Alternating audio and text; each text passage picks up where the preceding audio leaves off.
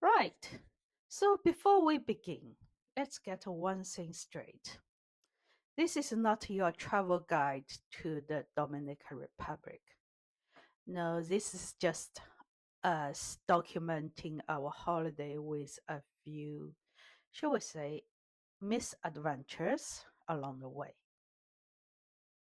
And make sure you stick until the end of this video. You are going to get a big surprise. Now, our first impression upon landing. Hot, properly hot and humid. But the airport, surprisingly modern, clean. Dare say, much nicer than Heathrow. 25 minutes later, we arrived at our five-star all-inclusive resort. Because, let's be honest, we have a combined age of 110 and are not adventurous enough for anything else.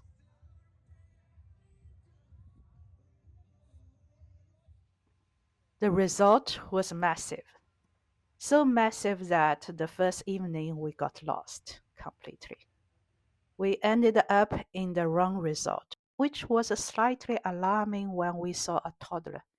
You see, our resort was supposed to be adult only. A rather awkward reminder to bring the map with you next time. The first thing we were asked when we said we were going to the Dominican Republic was, is it safe? Well, it shares a border with Haiti, and the recent headlines about cat eating illegal immigrants have got people talking. Well, I can assure you it's as safe as London, maybe safer than London, depending on which parts you go to, or New York. So, you know, as with any big city, just have some common sense. Don't be an idiot and wander into the dodgy parts late at night thinking that you're James Bond or Jason Bourne. Simple enough, really.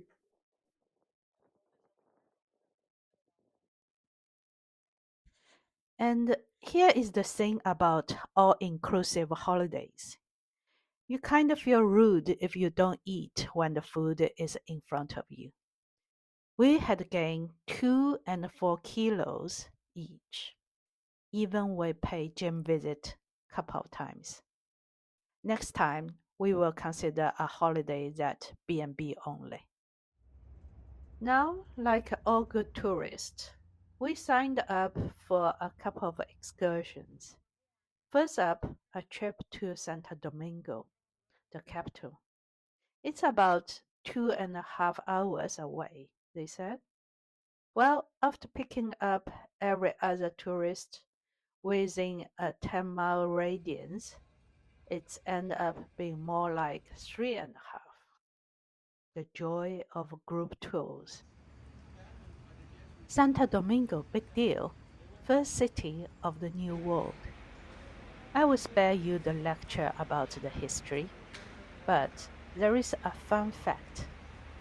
Christopher Columbus had about many different names, depends on who is writing it.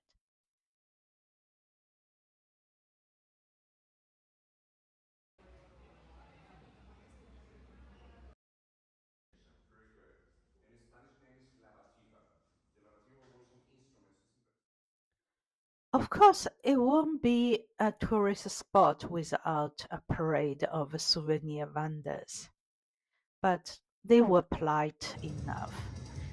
A simple no thank you and they would be off. No fuss, no drama.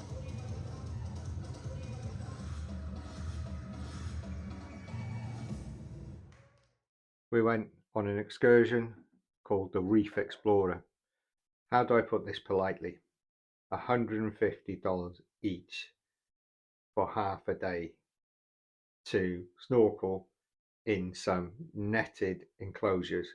One had a couple of nursing sharks, and you may as well have been in wallpaper paste. The visibility was that bad. And the other was a netted enclosure with stingrays, which had the barbs removed. The Stingrays were being manhandled by some in the group for that Insta photograph shot, which was just really tragic, really. Honestly, it was more guilty spectator than an explorer experience. Um, yeah, just left a bad taste in the mouth, really, and it wasn't the seawater. There was a massage included, which I could have done better whipping myself with a wet towel. Another fun fact.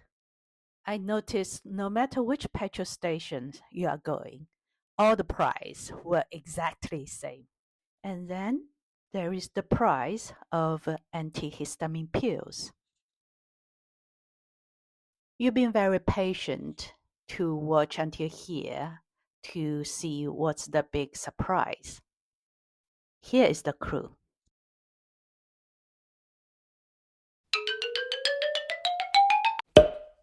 Yes, we're engaged after 4.5 years seeing each other. What's next? So next year we're going to have a big adventure, a very big adventure. So pop in occasionally and catch up on what that adventure will be.